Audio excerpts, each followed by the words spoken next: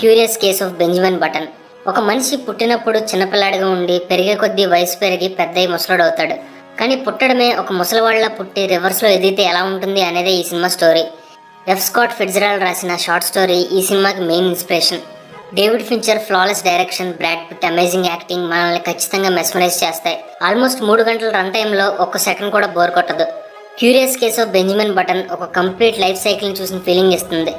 ఈ కథలోని premise what if life goes backwards అంటే ఓల్డ్ మ్యాన్లా పుట్టి బేబీలా చనిపోయిన love, heart break, human relationships ఏం మారవు, కానీ లైఫ్ జర్నీ మాత్రం డిఫరెంట్ రూట్లో వెళ్తుందని చూపిస్తారు.